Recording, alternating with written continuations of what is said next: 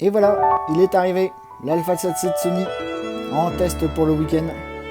Un grand merci à Camara et surtout Camara Nevers qui ont bien voulu me le prêter pour lui tirer les verres du nez et voir un petit peu ce qu'il avait dans le ventre. Donc on va passer le week-end un petit peu à le tester, à voir s'il tient ses promesses, à voir ce qu'il vaut aussi en termes d'image et en termes vidéo. Allez, générique, et on rentre dans le vif du sujet, on déballe la bestiole.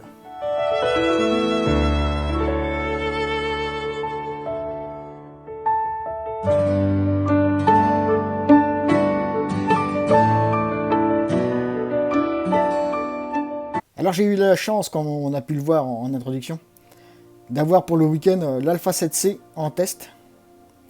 Et d'autant plus de chance que c'est la version kit avec le 2860 f456. Donc on va pouvoir vraiment le tester en mode vidéo, en mode photo, voir l'étendue de la plage dynamique utile, la montée en ISO. Tester enfin cet écran sur rotule. Parce que ça, j'avoue que d'être passé de Canon avec un écran sur rotule à Sony, à des écrans sur pivot, c'est un peu la galère et dans certaines situations, c'est un peu chiche quand même. Donc on va voir, et bien écoutez, c'est parti, on va ouvrir le carton. Alors bon, bien sûr, je suis pas le premier à l'ouvrir, c'est un appareil de prêt, donc je suis certainement le 3, 4, 5e à l'ouvrir, peu importe. On a déjà la chance de l'avoir pour le week-end, on va déjà voir ce qui est dedans. Donc là, on a la paperasse habituelle, les petits modes d'emploi rapides. Tac. Alors, on a donc le 2860 f456. Donc, on va le mettre à l'endroit, déjà, ça sera mieux. Voilà, bon, comme on peut le voir, il n'est pas très grand, si je mets mon pouce à côté. Ouais, c'est un petit gabarit. Après, pour l'Alpha 7C, je pense que au niveau compacticité, ça sera pas du luxe. Parce que l'Alpha 7C est quand même assez compact. Donc l'objectif, c'est pas mal qu'il soit un peu fin. On a la connectique habituelle. La prise pour le chargeur. Le chargeur rapide, enfin soi-disant rapide, de Sony. Et puis là, qu'est-ce que nous avons ?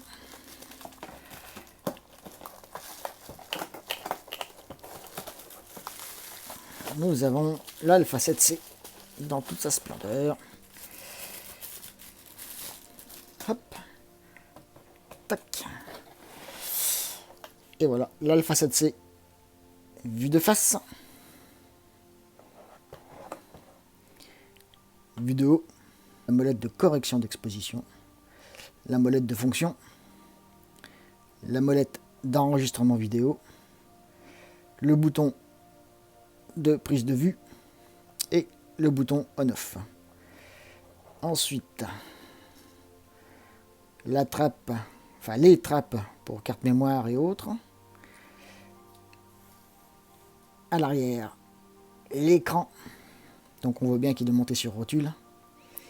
Divers boutons et le ton qui est en haut à gauche.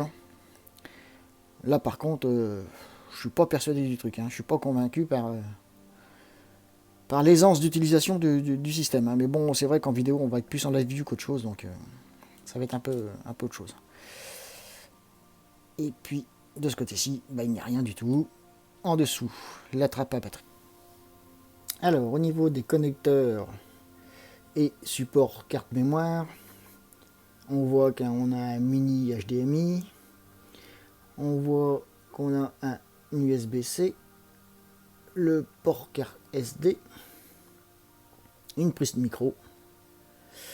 Au niveau des petits opercules de cache, on voit qu'il y a eu un petit effort de fait par rapport à la tropicalisation, mais on n'a pas de présence de joints en plastique.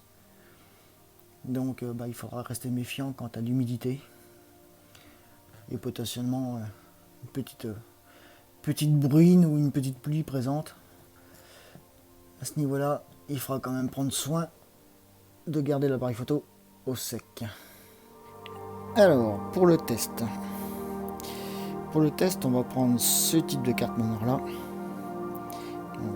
une V60 SDXC2 en classe 10, norme U3.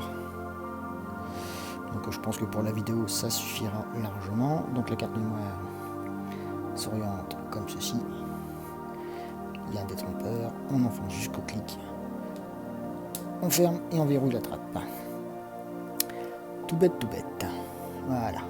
Alors maintenant, roulement de tambour et le fameux écran sur rotule. Découvrons-le ensemble. Hop. Et voilà. Tadam! L'écran sur rotule. Il est vraiment polyvalent, comme tout écran sur rotule qui se respecte. Tac.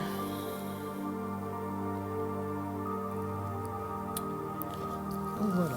Alors, on va faire un petit tour rapide dans le menu pour voir un petit peu comment il se décompose. Hop. Alors, voilà. Bon, bah, on voit qu'on n'a rien d'exceptionnel au niveau du menu. Hein. C'est un menu Sony digne de ce nom, typiquement Sony, avec tout le cafouillage qu'il peut y avoir dans les menus Sony. Vivement les menus améliorés type A7S3. Mais bon, maintenant on a l'habitude, donc on s'y retrouve un petit peu. Donc là, on va faire du RAW plus JPEG. Donc le RAW, on va pas compresser. Qualité JPEG fine. Qu'est-ce qu'on a? On a extra fine. Bon, on va mettre extra fine. Taille JPEG, 24 mégapixels. Sur aspect, voilà. L'auto, moi je n'en veux pas, je l'off. Pause longue. Espace colorimétrique. Bon, pour le test, on va rester en essai vrai. Oh, je vais m'éterniser quand même. Je vais même quand même m'éterniser.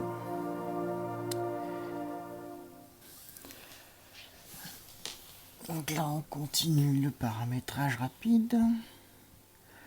Tac, entraînement, plus de vue unique, ouais, ça suffit. On ne va pas rentrer non plus dans le détail. Mise en évidence équilibrée, ouais. Priorité à faire équilibrée, ouais. Donc ça c'est bon. D'accord. Réglage. Tac. Ok. Oui, c'est exactement le menu Sony typique standard. Hein. Rien de compliqué. Point spot. Pardon, centre, il y a un point focal par contre. Voilà, palier d'expo, moi je veux des 0,5 IL. Mode flash, balance des blancs auto. Alors je suis en auto donc c'est normal, donc là je vais basculer mon mode de prise de vue en manuel et revenir sur le menu. Voilà. Alors base de la balance des blancs auto. Non, moi je veux une balance des blancs manuelle que je modifierai en fonction.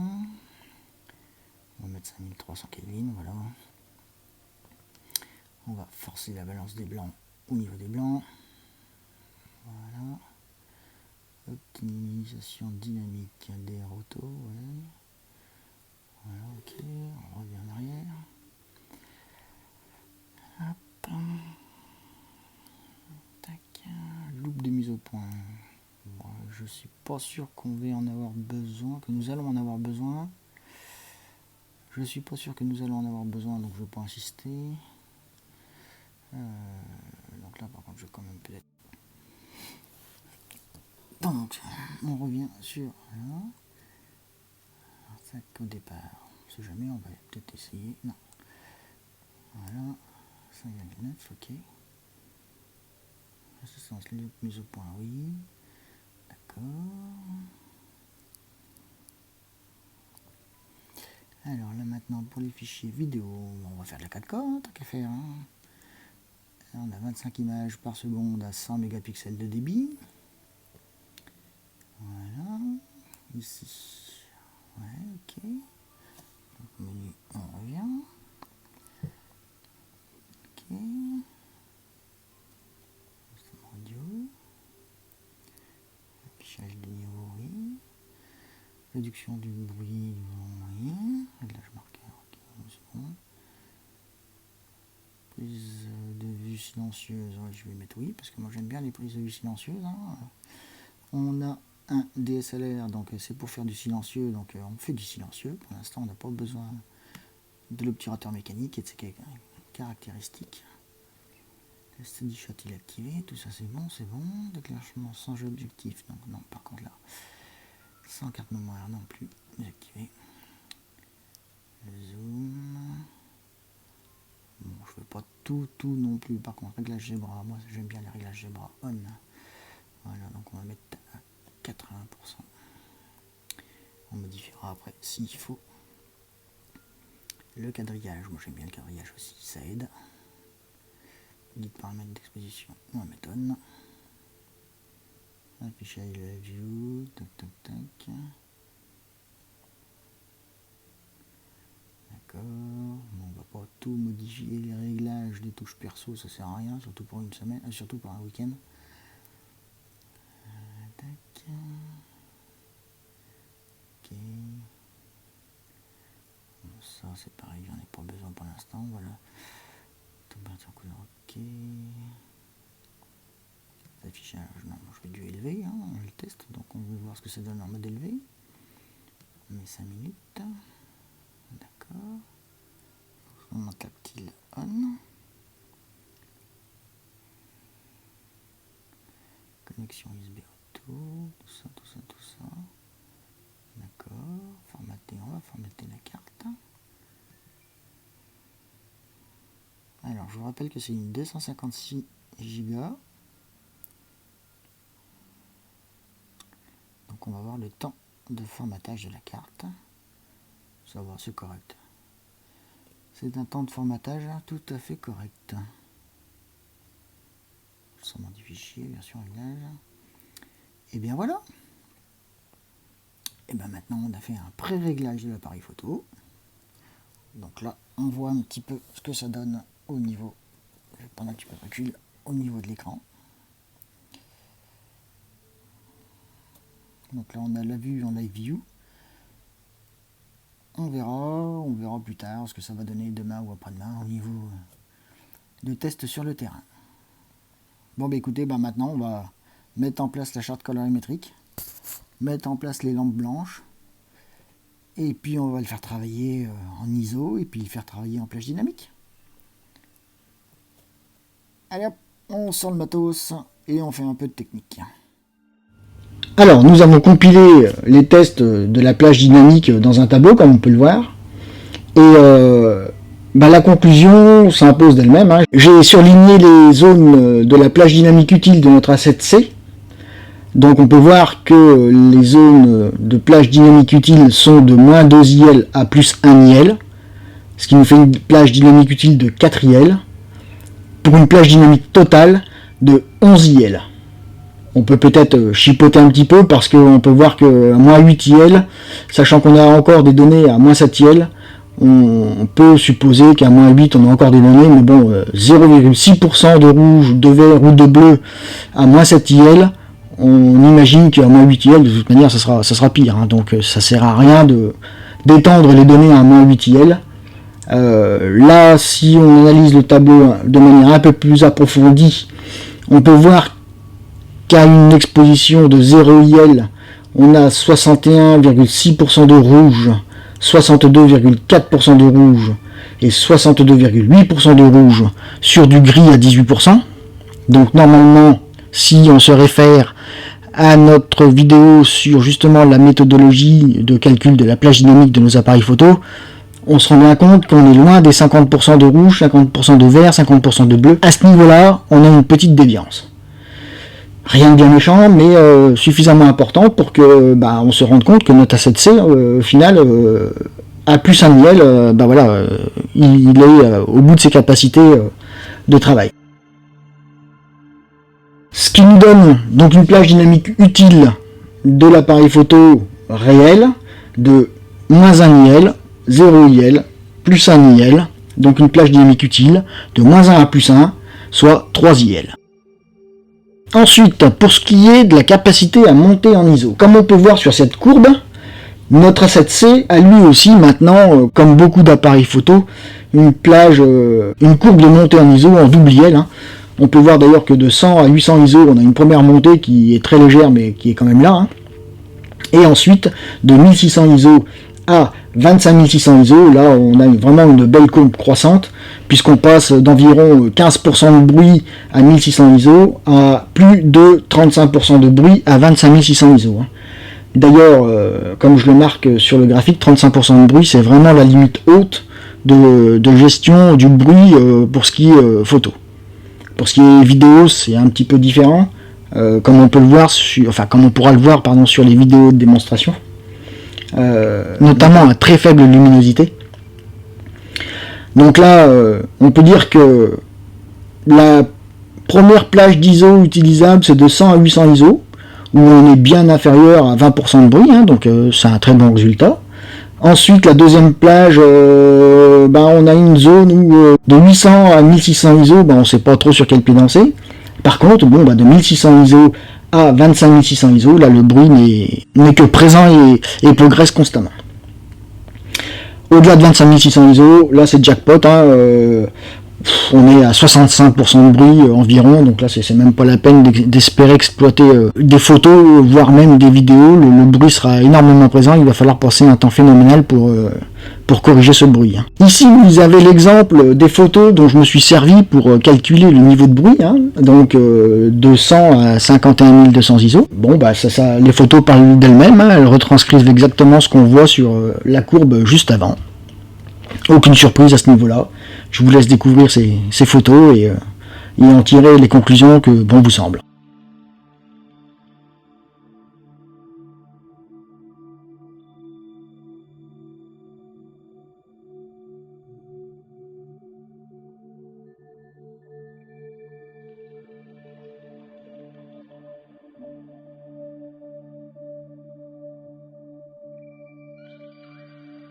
Ensuite, pour information, je me suis amusé, puisque c'est exactement le même capteur, à comparer l'A7C et l'A7 III,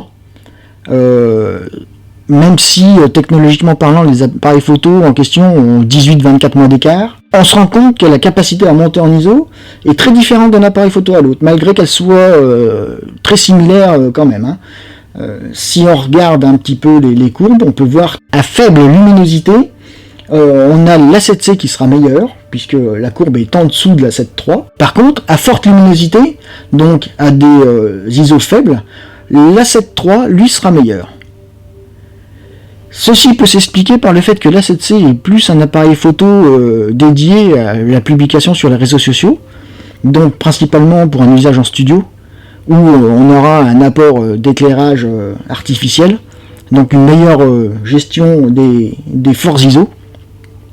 Et l'A7 III, lui, s'orientera plus à un usage en extérieur, avec une lumière naturelle un peu plus forte et des ISO un peu moins élevés. Donc là, entre les deux, A7 III, A7C, c'est à vous de voir en fonction de votre utilité. Personnellement, je dirais que si c'est pour faire des réseaux sociaux, etc., vous pouvez choisir un A7C. Effectivement, hein, il est fait pour ça de toute manière. Hein. Sony a très bien communiqué à ce niveau-là. Par contre, si c'est pour un usage extérieur, je pense que l'A7 III sera beaucoup plus propice à ce genre de choses.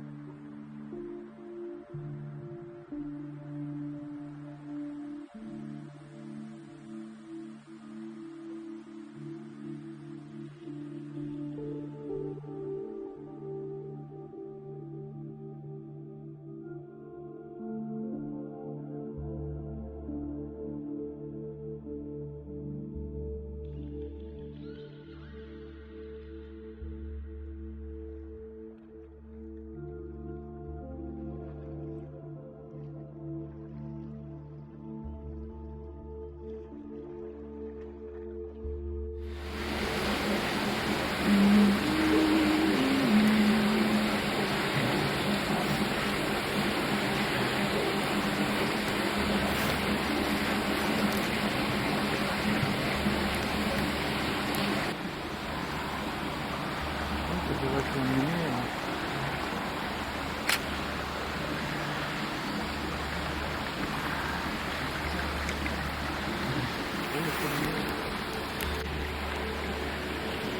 Ah oui, c'est vachement mignon, ça.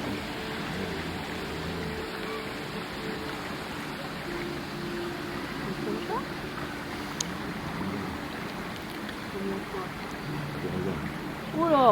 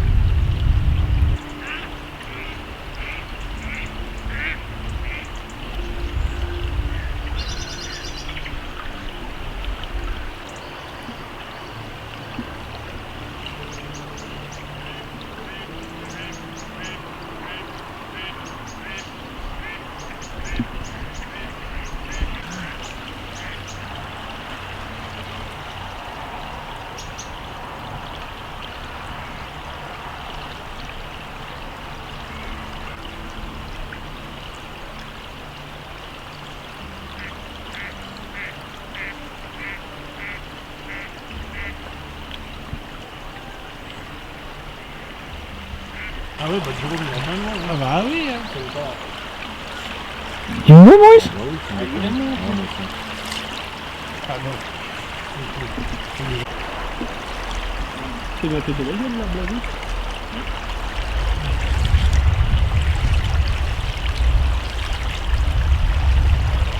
T'as soufflé cette semaine, il fait où, là? Non. Ah, ouais, vraiment. Bon, ça, ils vont faire.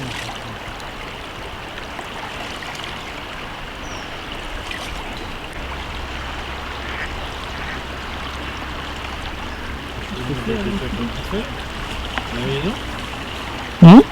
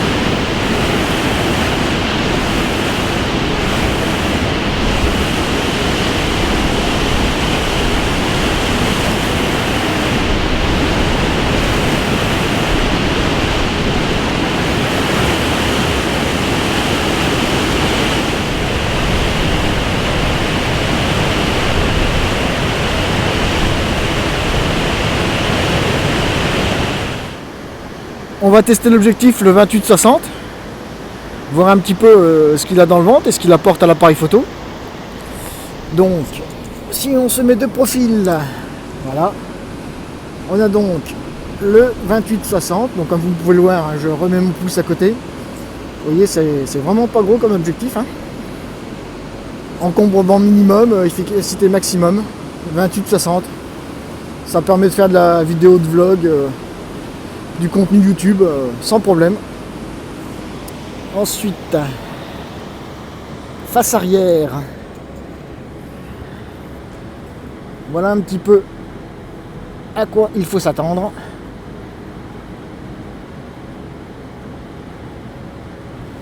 Donc l'écran ouvert, complètement décalé sur l'extrême gauche. Et maintenant, profil droit. Vous voyez l'Alpha 7C en configuration 28-60, donc configuration vlog. Micro déporté.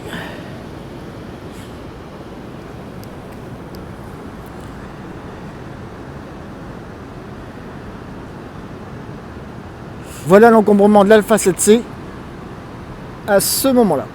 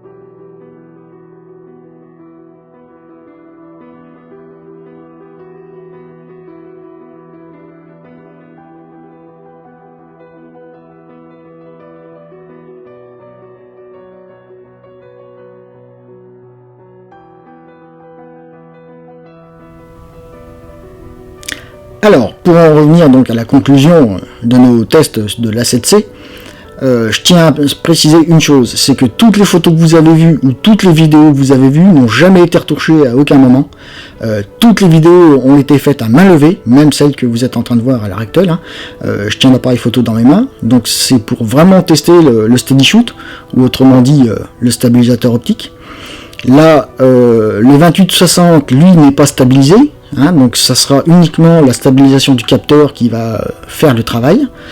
Effectivement, si on a un objectif qui sera stabilisé, la stabilisation sera d'autant meilleure puisque le capteur et l'objectif vont travailler de pair et renforcer au maximum la stabilisation.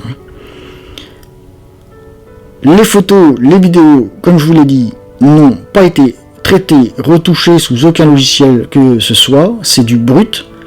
Passé uniquement sous Lightroom pour transformer l'euro en JPEG pour ce qui est des photos. Les vignettages, les distorsions n'ont pas été donc modifiés. Vous avez vraiment les photos de brut et vous pouvez vraiment vous faire une idée. Ma conclusion par rapport au test de l'A7C, ça serait que c'est un appareil photo qui est polyvalent pour faire de la vidéo. Uniquement de la vidéo, je dirais, uniquement de la vidéo pour tout ce qui est réseaux sociaux. Vu sa capacité à gérer les ISO, si on lui demande un petit peu trop, on va vite atteindre les limites et on va avoir une image qui va commencer à bruiter rapidement. Donc pour conclure, moi je trouve que le 28-60 au niveau de l'objectif est très bien, je suis agréablement surpris pour un petit objectif comme ça. Il tire bien son épingle du jeu, hein, il n'y a quasiment pas de distorsion, même à f4, même au 28 mm. Le vignettage, écoutez, bon, je suis pas un technicien hors pair, donc, mais moi de ce que j'ai vu, j'ai rien trouvé qui me choque. La gestion de la lumière, comme vous pouvez le voir, je suis à contre-jour exprès pour bien vous rendre compte que l'appareil photo est quand même assez performant, hein, parce que je lui fais quand même subir un traitement assez affreux. D'ailleurs, l'image est vraiment pas belle, je suis en train de me regarder grâce à l'écran sur rotule. Je me dis que ça fait quand même un peu chiche pour faire une vidéo de test d'un appareil photo, de sortir une vidéo comme ça, aussi laide que ça. C'est vraiment le test dans toute sa splendeur, et vous aurez vraiment un test de A à Z sur l'appareil photo et ses capacités à gérer des situations dramatiques. Ce matin, donc, vous avez vu des vidéos et des photos. Le jour était à peine levé, il s'en est très bien sorti, hein. Bon, il pêche un petit peu par moment, mais enfin, je veux dire, il y avait quasiment pas de lumière, hein. On est monté à des ISO, 51 200 ISO, c'est quand même très correct. Le résultat est, moi, je suis assez bluffé par le retour de l'A7C. Après, encore une fois, voilà, pour faire du réseau social, ouais, pourquoi pas. Après, pour sortir un peu plus des vidéos un peu plus chiches, un peu plus poussées, on va peut-être atteindre ses limites. Mais bon, après, voilà, je suis pas non plus un pro en vidéo, comme on a pu s'en rendre compte, hein. J'ai pas la prétention de tenir la science infuse, surtout en vidéo. En photo, bon, je commence un petit peu à maîtriser mon sujet, même si j'ai encore beaucoup de progrès à faire et beaucoup de choses à apprendre. Mais le mot final, ce sera agréablement surpris de l'A7C. Si on me pose la question, je dirais que c'est un appareil photo qui vaut le coup d'être acheté et qui vaut le coup de le tester et de l'utiliser. C'est un très bon appareil. Voilà, et bien écoutez, j'espère que ce test de l'A7C vous aura été utile. Certes, la vidéo est un peu longue, mais je voulais quelque chose de très complet, quelque chose de très détaillé, quelque chose un petit peu qui sorte de l'ordinaire et qui rentre dans les tripes de l'appareil photo, qui le pousse dans ses retranchements. Je pense que j'y suis arrivé. Je vous demanderai de me laisser vos commentaires en lien. Écoutez, si la vidéo vous a plu, mettez-moi le petit pouce qui va bien. Si elle vous a pas plu, le petit pouce qui va mal, tant pis, c'est pas grave, hein, c'est comme ça qu'on apprend. Et puis abonnez-vous, ça me fera plaisir. Allez, bonne soirée, à bientôt pour de nouvelles aventures.